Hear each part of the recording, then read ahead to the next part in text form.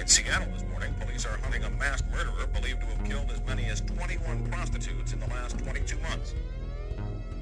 Been called the Green River Killer ever since the first bodies, 5 of them, were pulled from this river.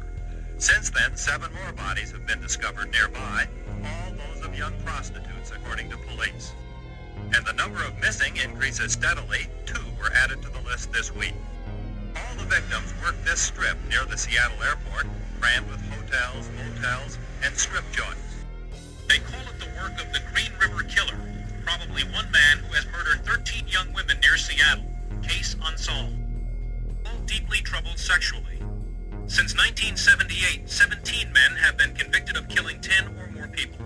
Historically, they kill certain types of victims: women, homosexuals, and children. In Seattle, another grim discovery today. Explorer scouts have found the remains of another human body buried on a wooded hillside near Seattle. Police in Washington State believe they found the remains of another victim of the so-called Green River Killer. Another victim has been identified in the nation's longest list of unsolved murders, the Green River Killings. 37 women have died, 9 missing, all thought to be victims of the same killer. One lucky break, one individual out there that knows in their heart who's done this and has been reluctant to come forward. This suspect, this individual, has had a remarkable string of luck.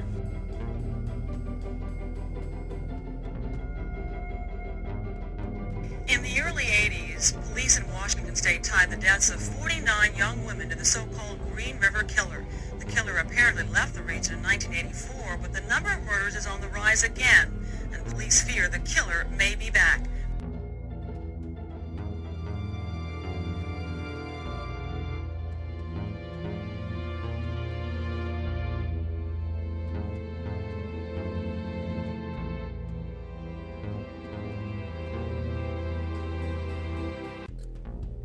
Hello and welcome to the Deathcast.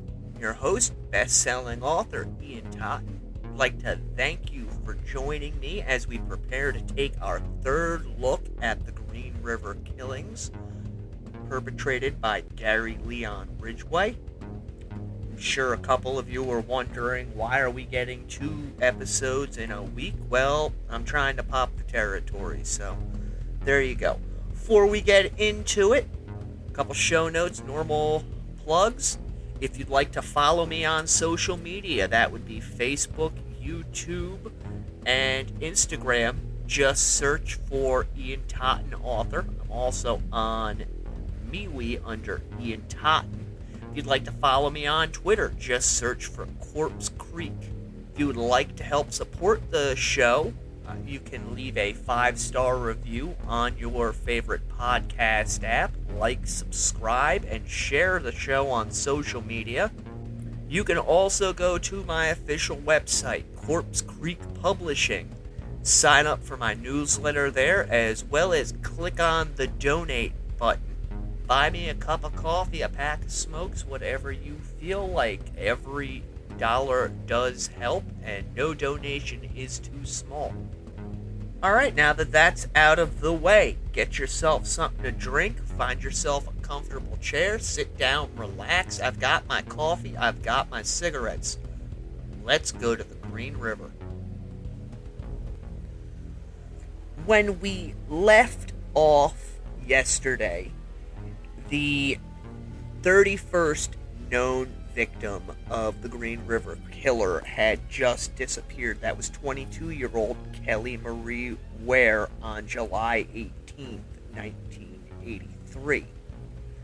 And about this time, the media around Seattle started carrying a lot more stories than they had been concerning the rash of disappearances, and they began to speculate over which girls were actually victims of this killer and which ones may have just moved on to greener pastures. Unfortunately, most of these stories ran in the back pages of the newspapers.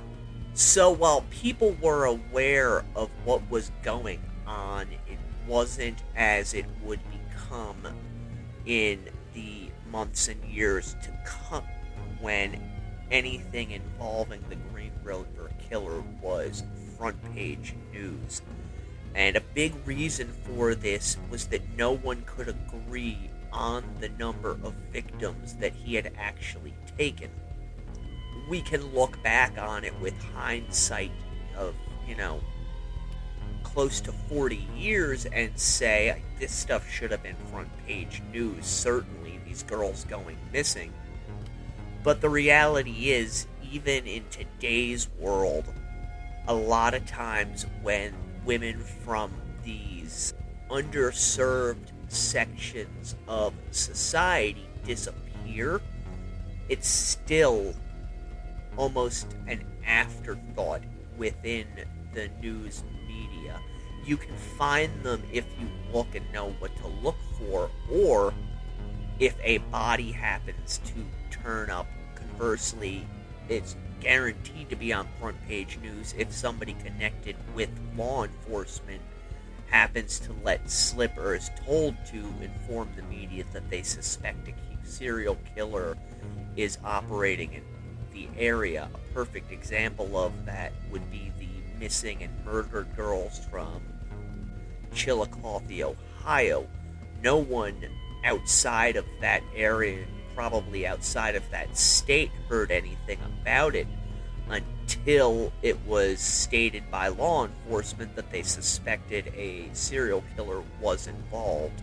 And then a few months later, a suspected serial killer was shot and killed in another state, at which point investigators began to, try and piece his past together, but we haven't heard anything further on that beyond the fact that they suspect he may have been involved in some of the murders that took place in Ohio.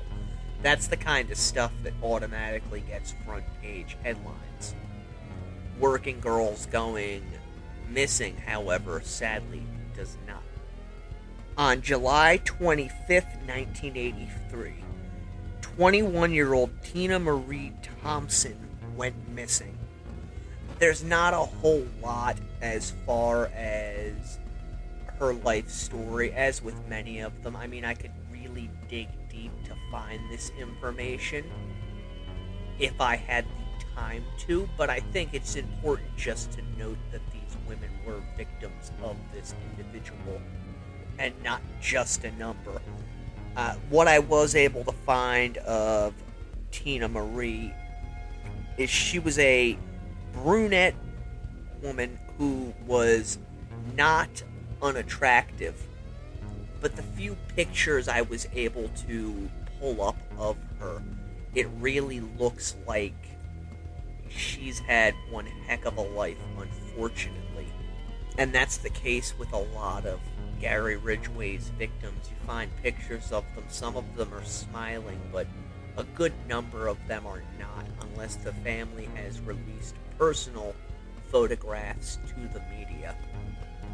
And it's telling that when she was last seen was just after being released from the King County Jail, where she had had previous arrests for prostitution-related charges.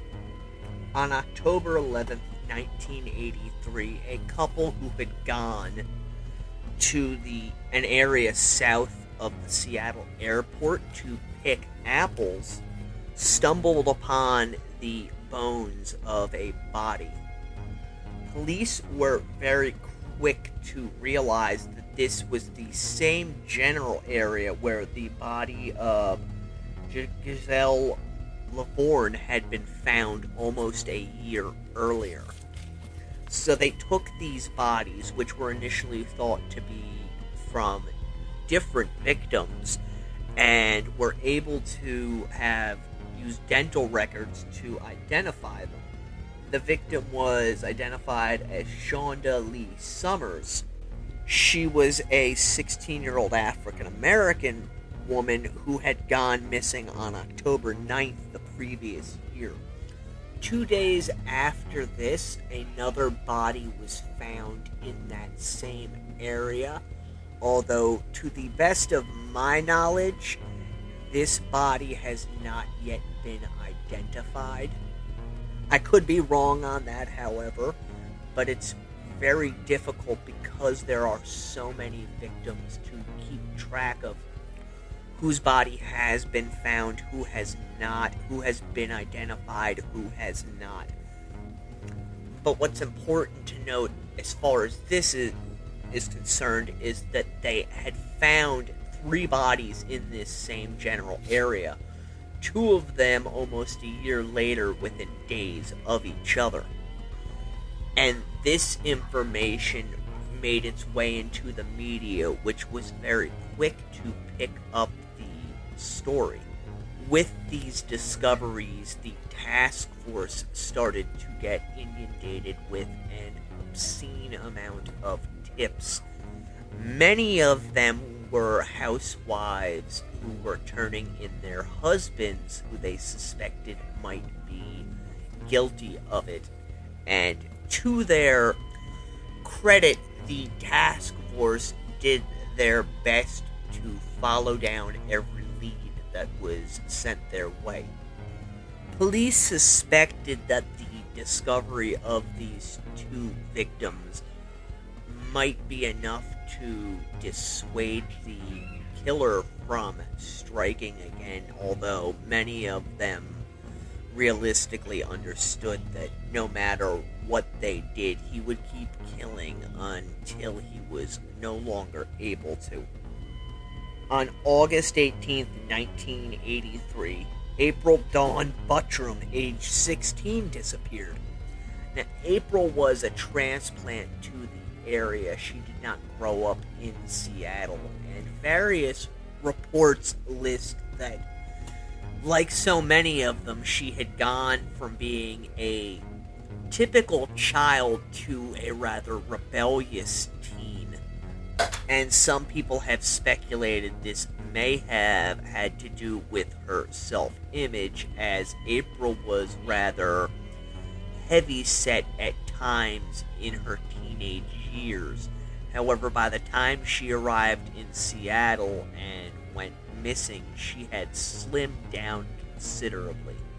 It should also be noted that her family would not officially report her as missing until April of the following year. So it seems as though the Buttrams were dealing with some form of denial in that their daughter had possibly become a victim of the streets. On September 5th, 1983, Debbie Mae Abernathy, a 26-year-old transplant from Waco, Texas, disappeared. From everything that I could find, Debbie was not a prostitute. In fact, she was the exact opposite of that. She and her boyfriend and their small son had moved to Seattle in the hopes of having a fresh start. However, things did not work out as they had hoped, and very soon they found themselves burning through the small amount of capital that they had been able to save up for their move.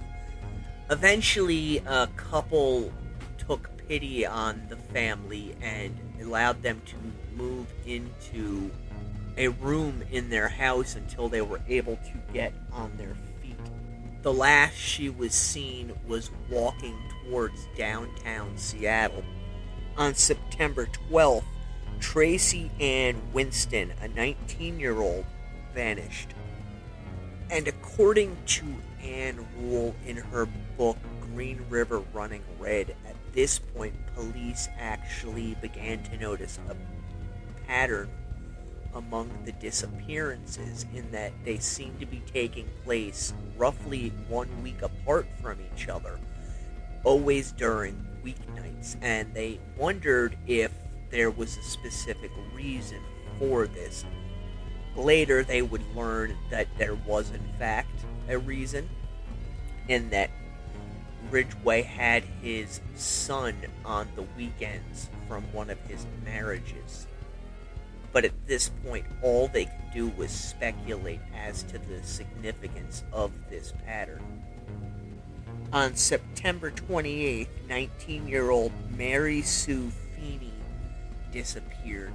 Now, before her disappearance, she had told her roommate that herself and a man by the name of Eddie would be heading to California.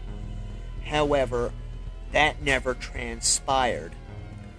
And later, police spoke with this Eddie individual who stated that she had left between 5 and 6 p.m. to go to the 7-Eleven, and when he awoke later that night at roughly 11, she still was not home. After looking around the apartment, he found some newspapers with job classified ads opened and circled. And in one of these, he saw that a place had been looking for topless dancers, and he suspected she may have gone to meet with this individual. Also in the month of September, police received a letter that it's been debated whether or not this actually came from Gary Ridgway or not, or if this was just an individual who was hoping to help the police in catching the individual. Some believe that this was a missive from Ridgway, others do not. I'm actually undecided on whether or not it is from him, although the letter does state that it is actually from the Green River Killer, and it was titled Going About Catching the GRK. Part of the letter goes on that he had been dating between 20 and 40 prostitutes whom he hadn't killed. I needed them out there alive in case I got caught to say I didn't hurt them. At another area in the note, it says, all customers don't want photos taken of them with prostitutes. All police cars should carry a small camera. Instamatic. Take pictures of customers with ladies. Out of car and in. If the lady died, he would be the last one seen with her. Further along, all crime sites take video of people watching. That wouldn't have caught me, though.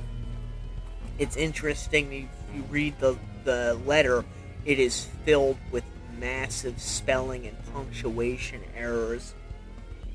And despite what we now know of Gary Ridgway, in that he was not the sharpest knife in the drawer, I have seen nothing to indicate that he was an absolute idiot, which is how this letter writer comes across, at least to me. Now, about a week before Maureen Feeney disappeared on the 18th of September, somebody passing down the Star Lake Road noticed skeletal remains at the base of a tree just before where the ground in this area started to slope downwards. This body would eventually be identified as belonging to Gail Lynn Matthews, who, if you remember, was last seen on April 10th of 1983. This area became known as the Star Lake Road site, and it was the second real cluster site of the Green River killings. A number of bodies would be recovered from this area over the intervening months.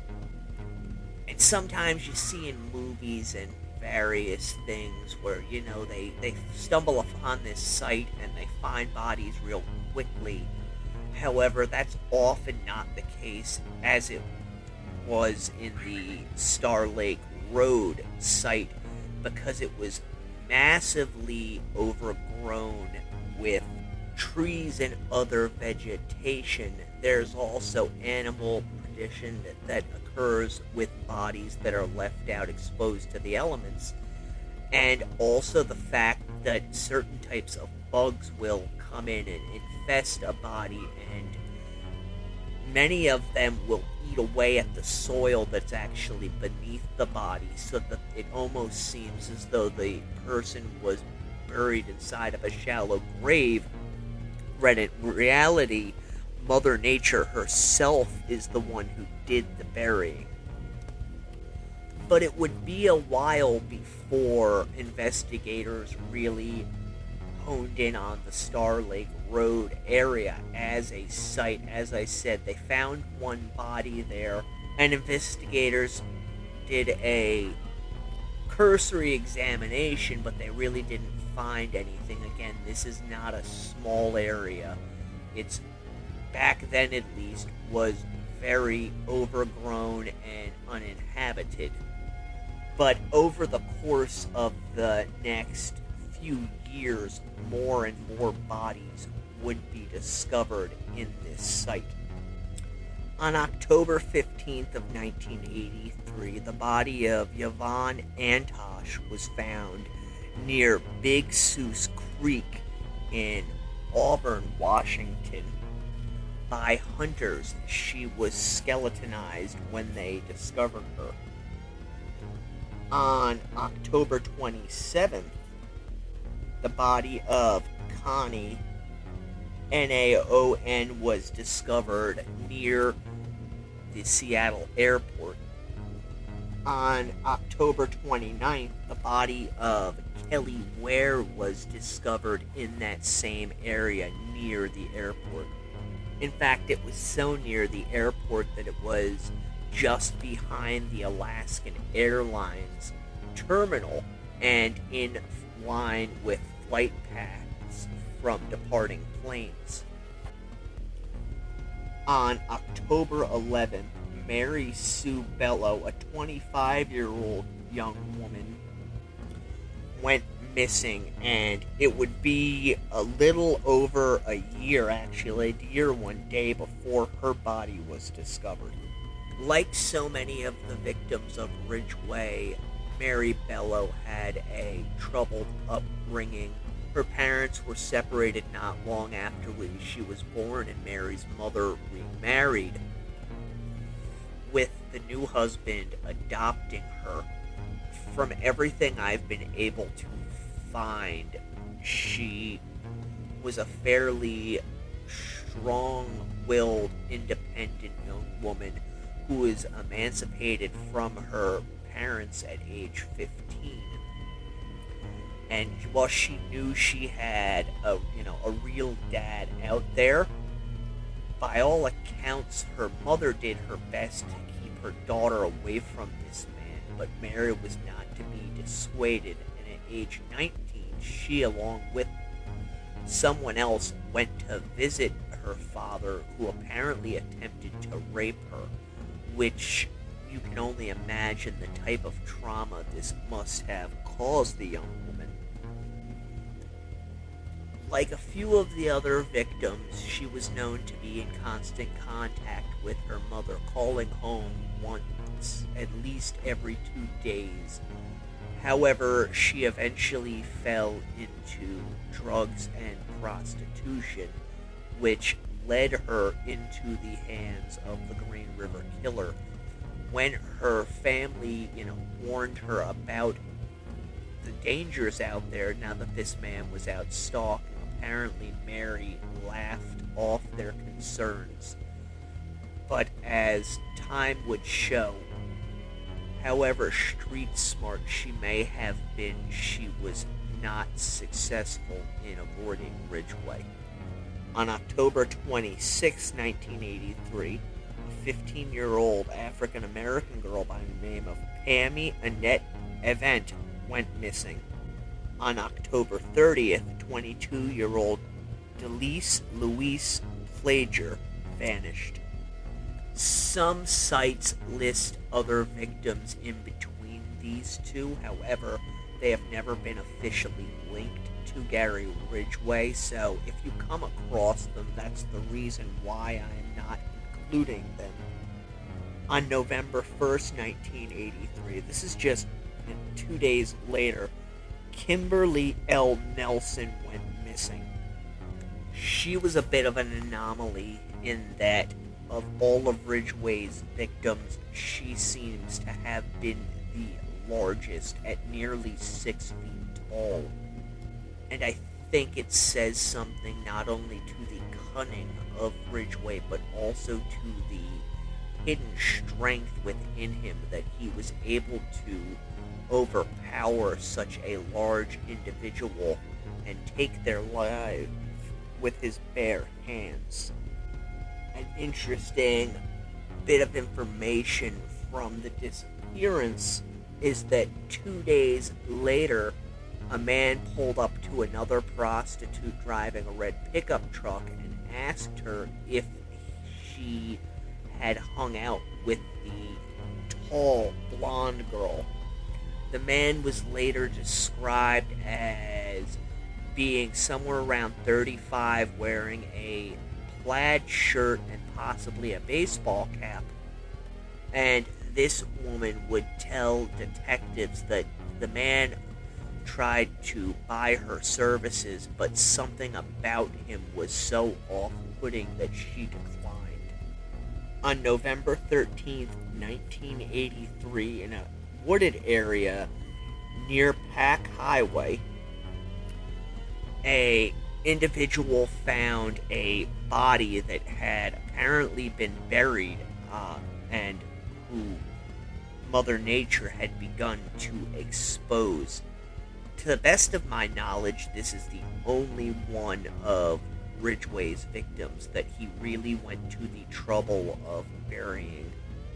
The police would later learn that the body in the grave was that of 18-year-old Mary Bridget Meehan, who had gone missing the previous September, and who I talked about in episode 1 of this series. Bridget was pregnant at the time of her disappearance, I believe about 8 months so, and when her body was exhumed, they found the fetus of her unborn child still in the womb of her body.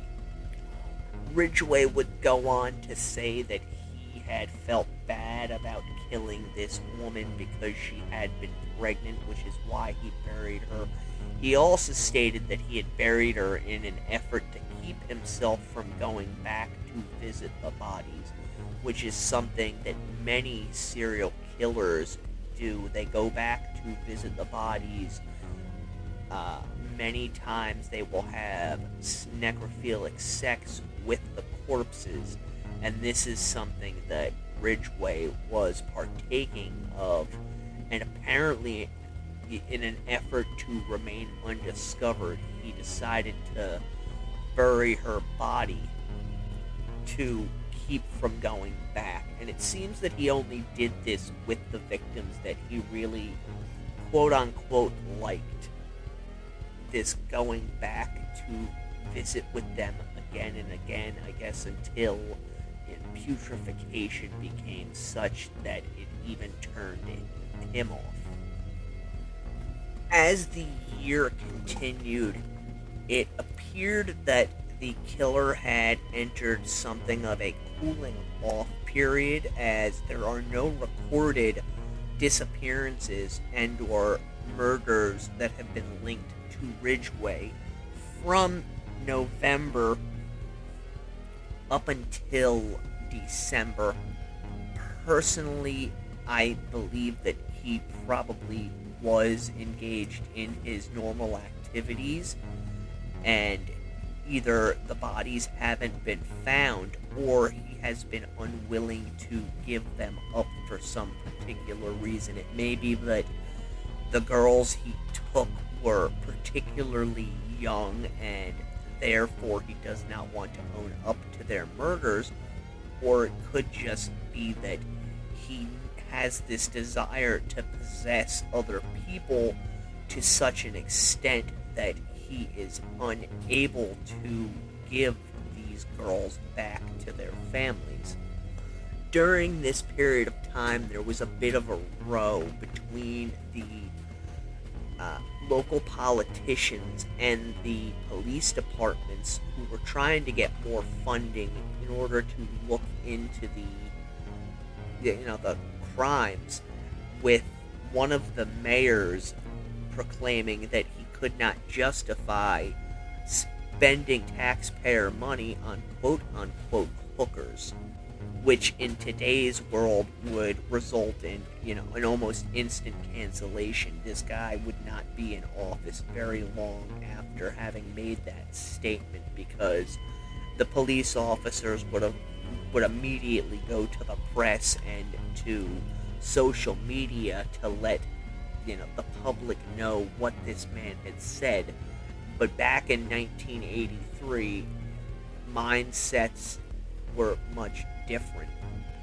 And although they were perturbed at what he was saying, they continued to press the mayor and the other politicians to get the funding that they knew they needed in order to carry out the investigation properly. They did not go to the media and state what had been told to them. And while this was going on, activists in the community really started to vocalize both their frustration with the amount of prostitutes working in the area, while the other side was vocalizing their frustrations with the police's inability to catch this killer. So the detectives working the case were really caught between a rock and a hard place, because while they wanted to clean up the area, they also had a duty to stop the man who was responsible for this, and this was hampered by the politicians' crass viewpoints on said victims. Eventually, really as December drew to a close, funds were made available to the task force so that they could ramp up their investigation. But unfortunately for them, the killer was really ramping up his own slaughter. And on December 23rd, 1983, 19-year-old Lisa Lorraine Yates disappeared. Somewhere around the first of the year, there was a shift in leadership of the task force, with a man by the name of Frank Adamson being fingered to take over. And unlike the previous task force leader, Adamson would be reporting directly to the sheriff of Kings County. One of the first things that Adamson had to deal with was the discovery of a skull in a cemetery. Eventually, the skull would be linked to Kimmy K. Pitsor, who if you'll remember was the almost elfin-looking 16-year-old. Unlike some of the other victims, she was almost 35 miles away from where she had last been seen, almost in another town. Pretty much left out in the open. Some places say that she was left out in the open. Myself, I wonder if, in fact, she had been left out in the open, or if the killer had not taken the skull from her final resting place and moved it into the cemetery for people to find, because you would imagine a body rotting out in the open in a cemetery would have drawn considerable attention from people, just given the stench of a decaying body. Another shift that took place within the task force with Adamson coming on board is that they really began to spread the parameters of who might be a victim and who might not be, and they began to acknowledge that there were many, many more victims of the Green River Killer than the task force had previously thought. And it was at this point that the numbers attributed to the Green River Killer really began to jump, Whereas before, they suspected that there might be, 10 or 11. The more they looked at these missing persons cases, the more they realized that this person is probably a victim, and here's why. This person might be, but we have reports that they were seen elsewhere. And this was really the first time that the police began to publicly acknowledge just how great the scope of their investigation was becoming and how many victims that there really were. On February 6, 1984, 16-year-old Mary Zeta West disappeared from the Rainier Valley neighborhood of Seattle. On February 20th, the Post-Intelligencer newspaper received a typewritten letter. I'm not going to attempt to read off this letter because the words, there's no spacing in between words inside of it. But it starts off, what you need to know about the Green River Man, don't throw away. And it continues on with just a few of the various lines. One had old scarce, any dirge or selling, head found, who found it, where is rest, when die, they die, day or night, long haul truck driver last seen with one. And it goes on and on like that for lines and lines, at least 50 of, or 40 of them rather. And they really don't make any sense or mean anything. It ended with, call me Fred. Any event, the FBI ended up concluding that they did not believe it came from the real killer. However, it would turn out to not be the case, as Gary Ridgway actually wrote this letter, ostensibly to offer help. There were a few things in the letter, such as one blackened river, stone in vagina, that only the killer would know about. John Douglas did say in an interview from a few years back that even today it's doubtful that they would be able to link the letter to the Green River Killer.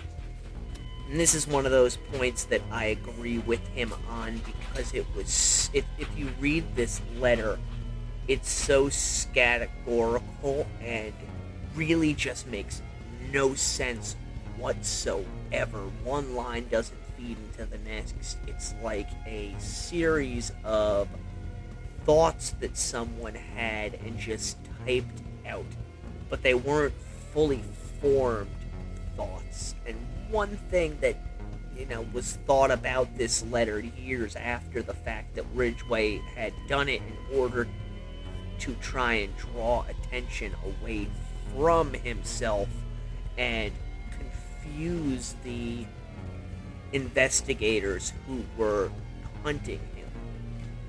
At some point at this period in 1984, Gary Ridgway, along with many, many other young men, came to the attention of police because of his frequenting of prostitutes. And Ridgway ended up passing a polygraph test, which pretty much for the time being took him off of the police's radar. And you can find on some different sites people complaining about the fact that the police had him in custody at one point in 1982 for soliciting prostitutes, and had him again in 1984 due to his being questioned. But the simple fact of the matter remains, back in the early 80s, police put a lot more emphasis on polygraphs than they do today, although they still do, put some measure to polygraphs. Back then, they put a lot more.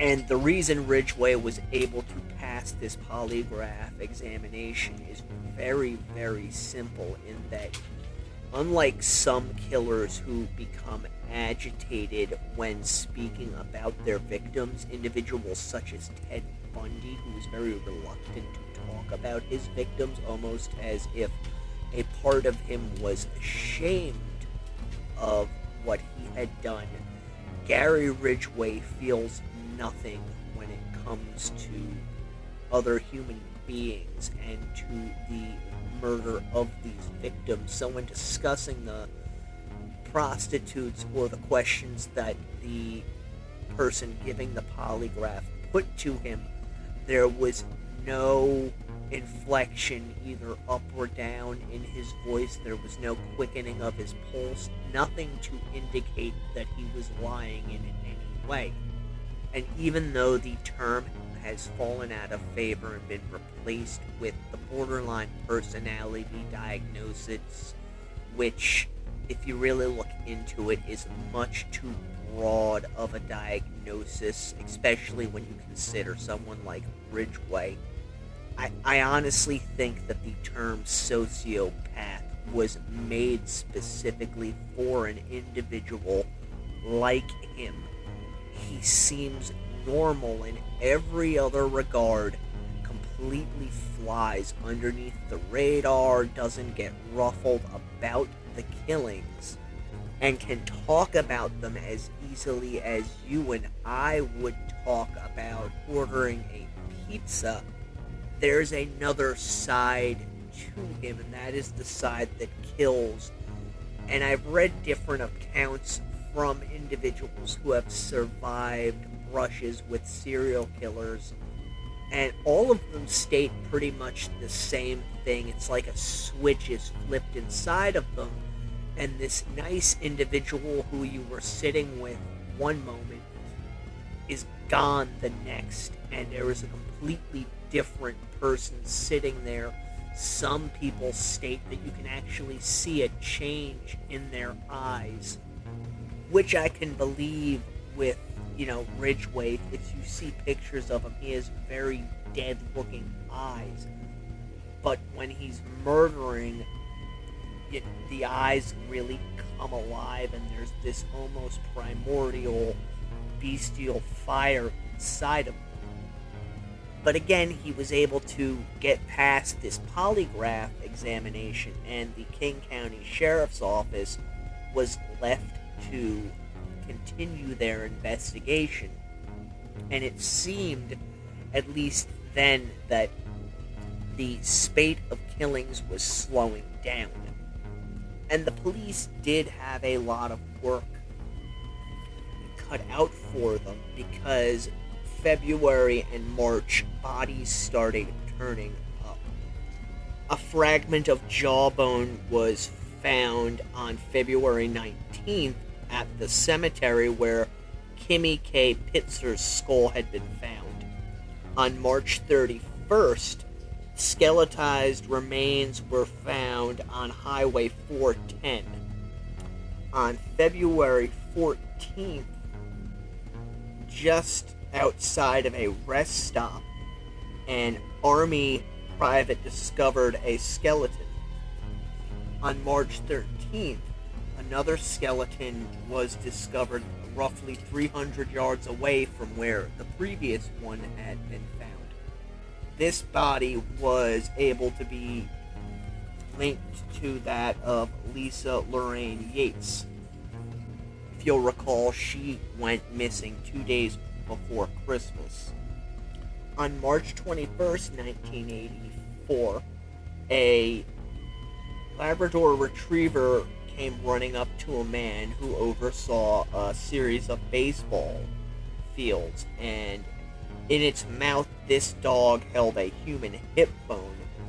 Eventually it would be turned over to the Green River Task Force, and they were able to find a body The next day, another dog located another body in the area, this belonging to Cheryl Lee Wims.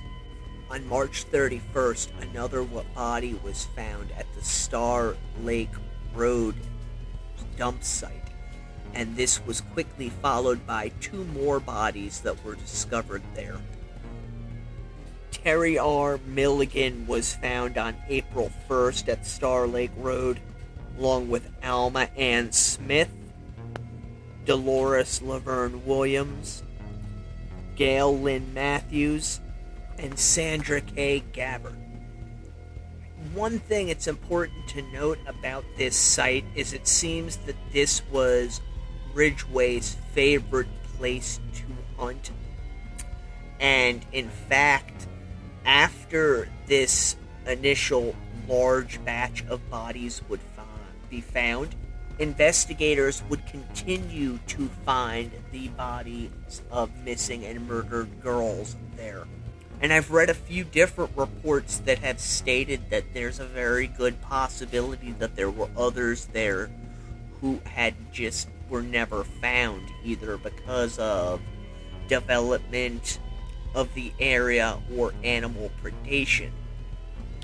You have to remember, Ridgway took a lot of young women off the streets of Seattle and other areas, and not all of their bodies have been found, despite the fact that he ostensibly helped to find all of them in order to clear his conscience. I'm saying that with air quotes because reality is he gave up the ones he wanted to give up in order to ensure he did not get the death penalty.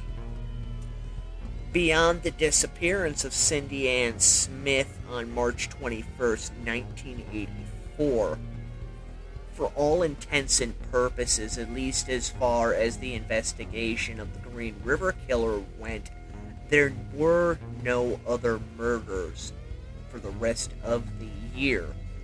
Now, my personal opinion is that Ridgway did in fact continue killing, and that he just simply did not own up to any of the various women who disappeared during this time for his own reasons. This is one of the reasons why I stated in the first episode that I believe his kill count is, in excess of 100, because he was very active from the end of 82 up until midway through fall of 83, and then he had a couple of them, but that was it.